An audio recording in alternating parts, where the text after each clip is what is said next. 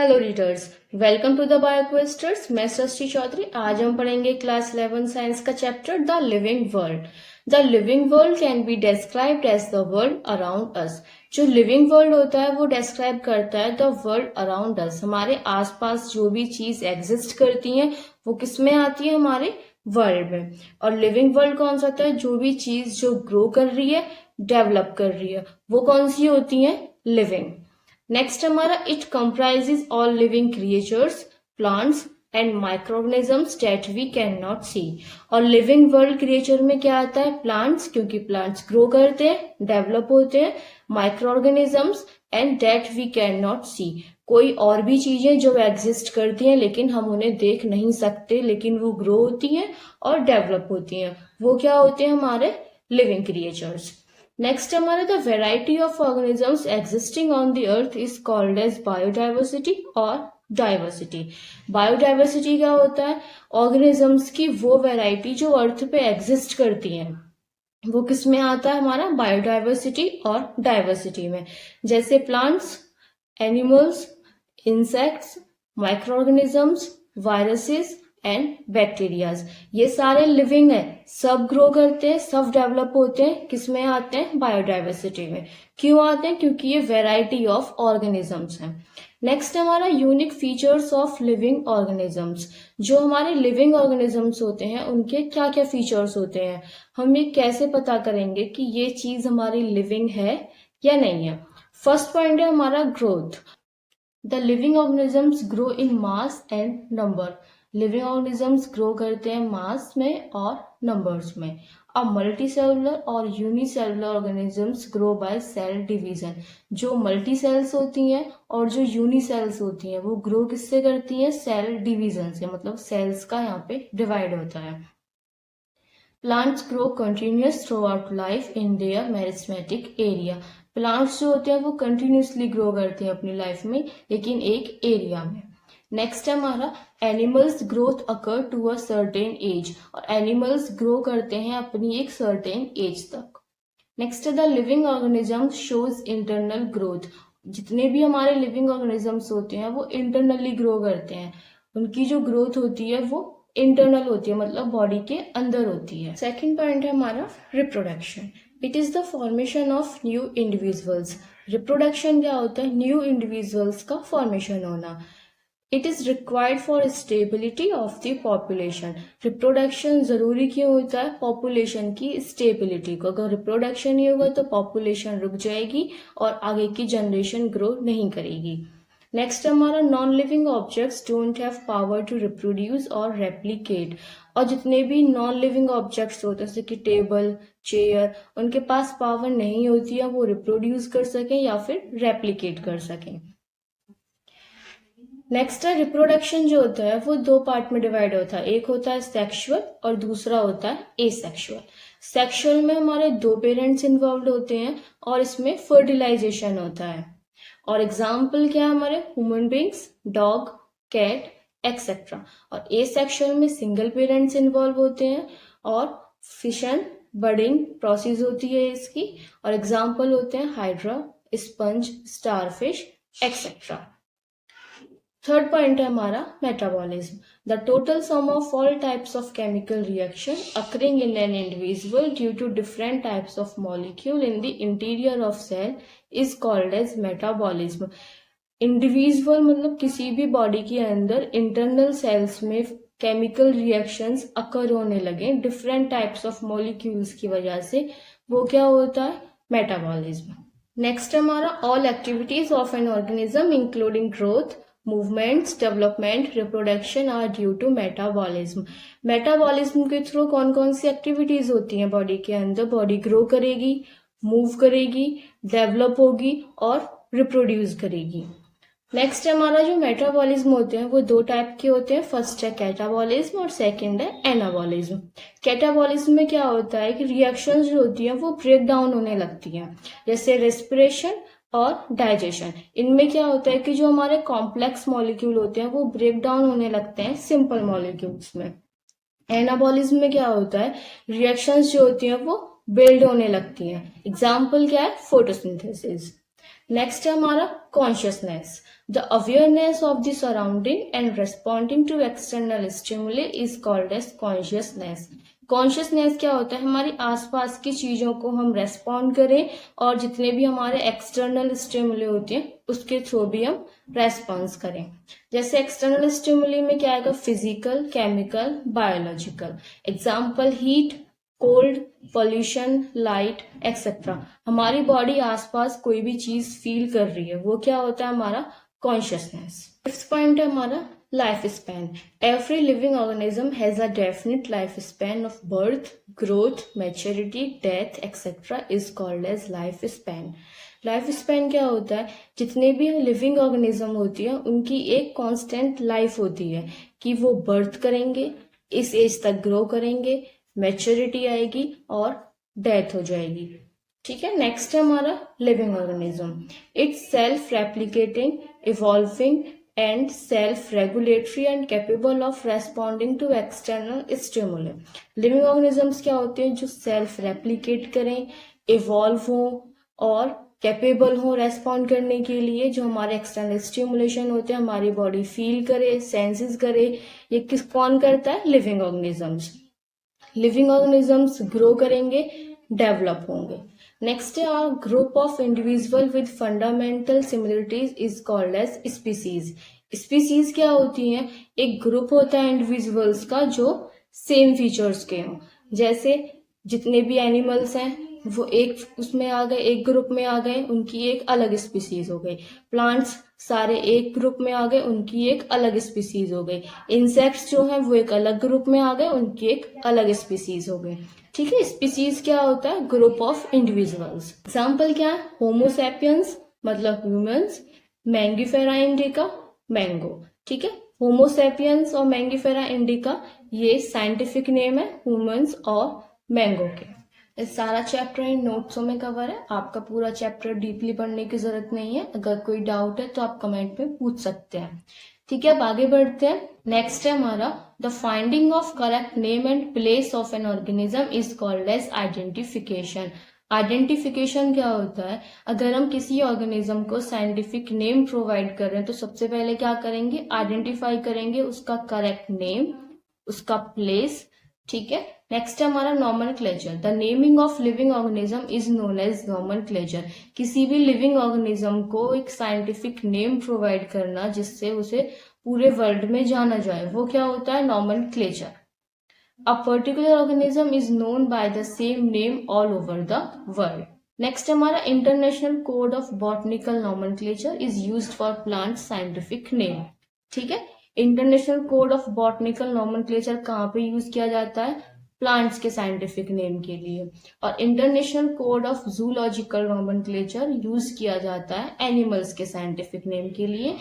ये short form है, इनको लर्न कर लेना, एग्जाम में बहुत पूछी जाती है कि आईसीबीएन की फुल फॉर्म क्या है, आईसीजेडएन की फुल फॉर्म क्या है।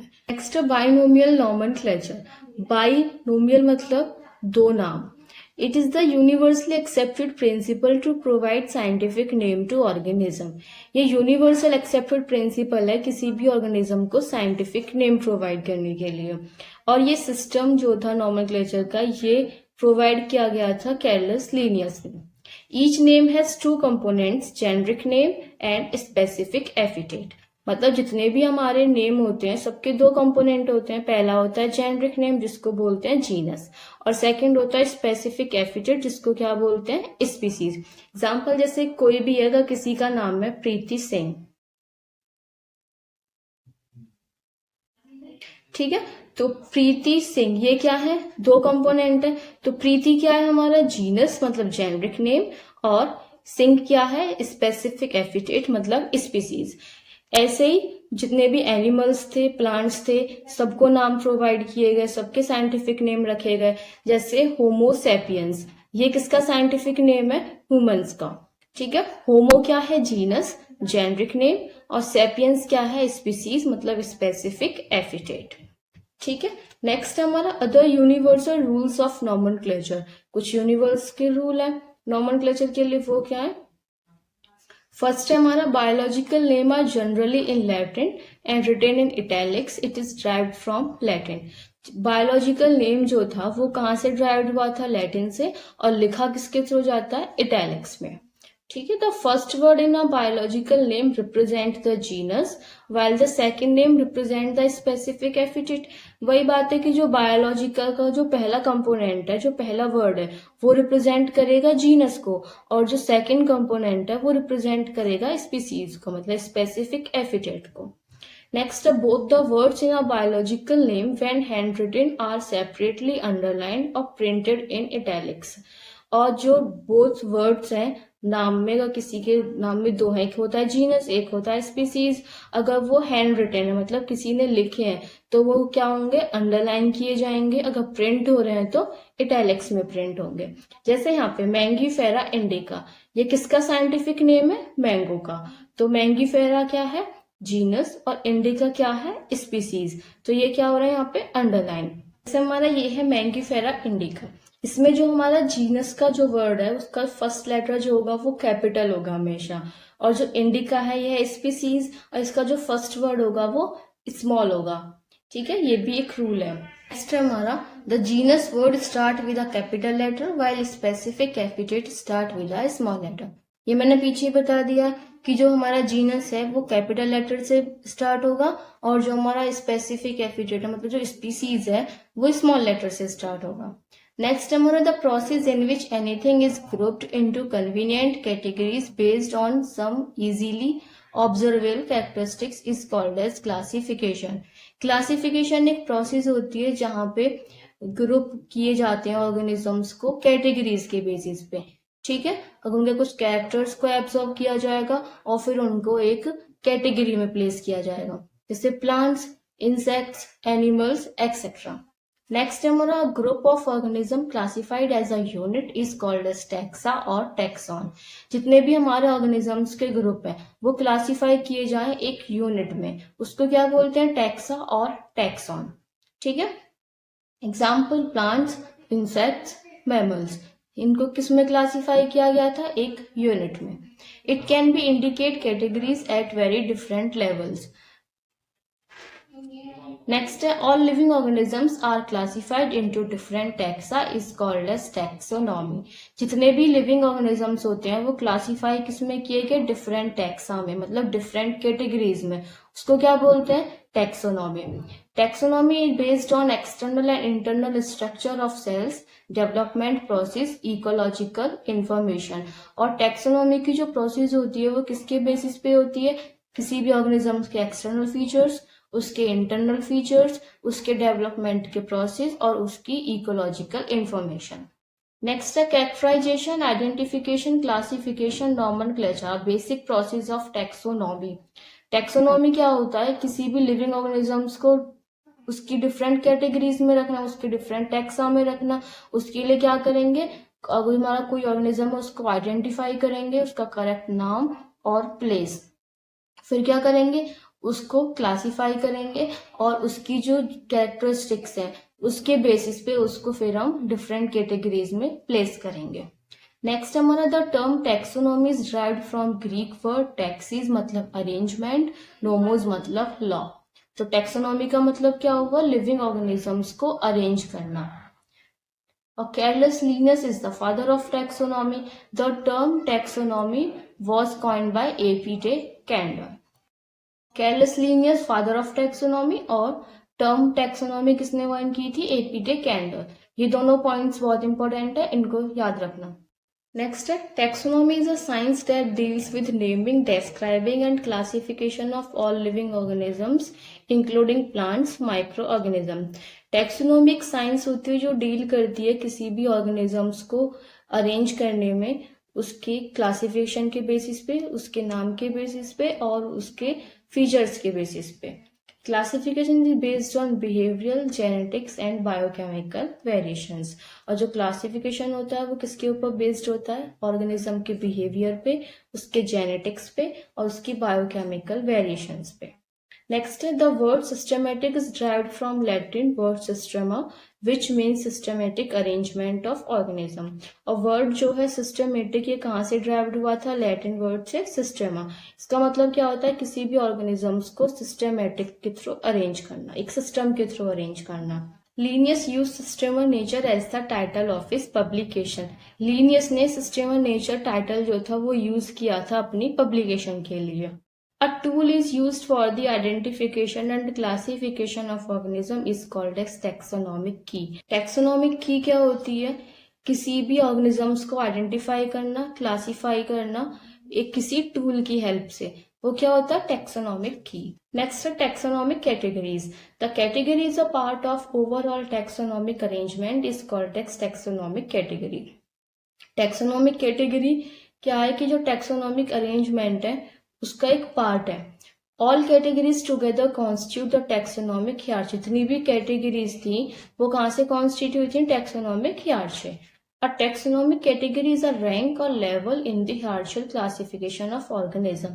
Taxonomic category क्या है? एक रैंक है, एक लेवल है जहाँ पे ऑर्गेनिजम्स को रखा जाता है उनके क्लासिफिकेशन के बेसिस पे। जहाँ पे क्या हमारी 7 कैटेगरीज हैं और कुछ इंटरमीडिएट कैटेगरीज हैं।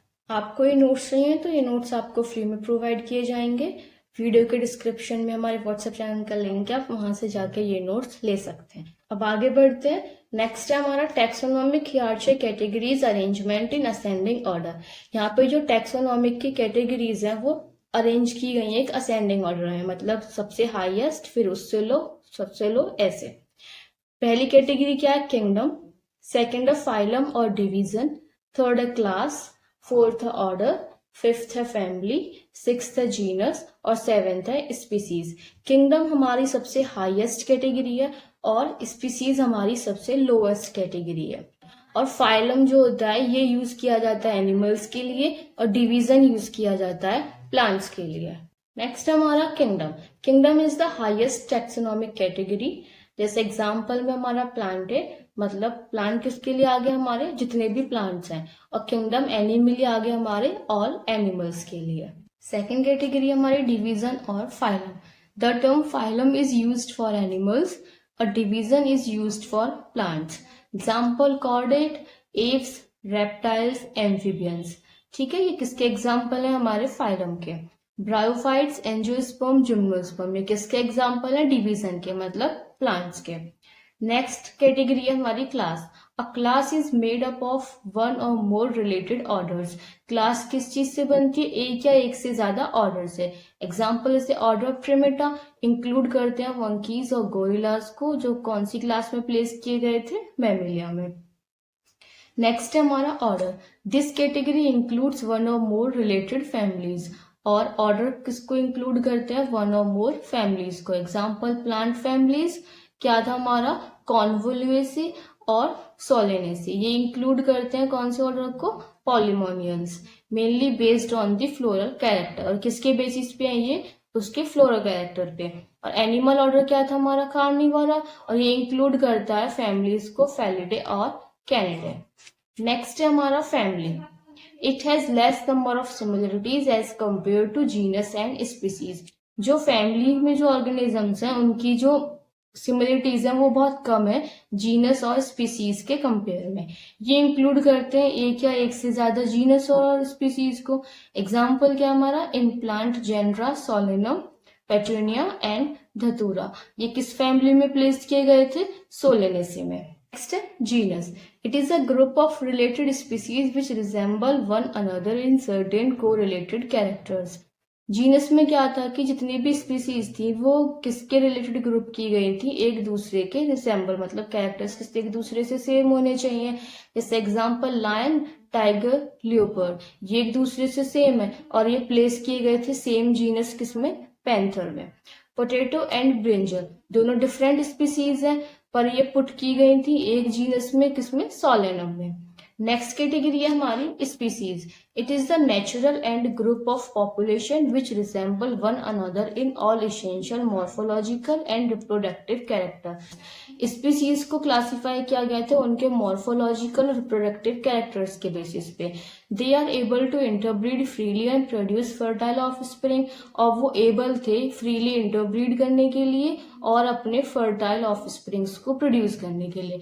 एग्जाम्पल मैंगीफेरा इंडिका, मतलब मैंगो। और मैंगीफेरा क्या है? हमारा जीनस। और इंडिका क्या है? हमारा स्पीसीज। नेक्स्ट हमारा techniques, procedures and stored information that are useful in identification and classification of organisms is called as taxonomic aids. Taxonomic aids क्या होते हैं? किसी भी ऑर्गेनिज्म को क्लासीफाई करने के लिए या फिर उसको एक साइंटिफिक नेम प्रोवाइड करने के लिए जो भी टेक्निक्स लगे, जो भी प्रोसीजर होते हैं या फिर जो भी हम इंफॉर्मेशन यूज कर रहे हैं वो किसमें आती है? हमारी टैक्सोनॉमिक एड्स में। Next, a place where dried and preserved plant specimens mounted on sheets are kept systematically according to system of classification is called as herbarium. Herbarium क्या होता है? एक प्लेस होता है जहाँ पे हम ड्राई और प्रिजर्व करते हैं प्लांट के जो स्पेसिमेंस होते हैं एक शीट पे, और उसको एक सिस्टमेटिकली उसको क्लासीफाई करते हैं। वो क्या होता है? हर्बेरियम। हर्बेरियम मतलब प्लांट्स को प्रिजर्व करना और उसको ड्राई करके। Next, the herbarium sheet also carry a label providing information about date and place of collection, English, local and botanical name, family, collector's name, etc. इसमें क्या होता है कि हमने कोई प्लांट लिया, उसको हमने प्रिजर्व किया, तो क्या करेंगे? प्रिजर्व करने के बाद उसकी हमें इंफॉर्मेशन भी लेबल करनी है, जैसे कि वो प्लांट जो था हमने कब लिया, कहाँ से लिया, कैसे कलेक्ट किया, उसका इंग्लिश नेम क्या है, लोकल नेम क्या है उसका, बॉटनिकल मतलब साइंटिफिक नेम क्या है, और वो कौन सी फैमिली से बिलोंग करता है, और जिसने उसको कलेक्ट किया है उसका नाम क्या है। फिर उसके बाद क्या करते हैं? उस प्लांट को एक शीट पे प्रिजर्व करते हैं और ये सारी इंफॉर्मेशन लिखते हैं। ये किसमें होता है? हमारा हर्बेरियम में। Next, the specialized gardens having collection of living plants for reference is called as botanical garden. Botanical garden क्या होता है? एक specialized garden जहाँ पे कलेक्ट किए जाते हैं लिविंग प्लांट्स, किसके लिए? रेफरेंस के लिए या फिर स्टडीज के लिए। वो क्या होता है? Botanical garden. Plants in these garden are grown for identification and each plant is labelled indicating its scientific name and family.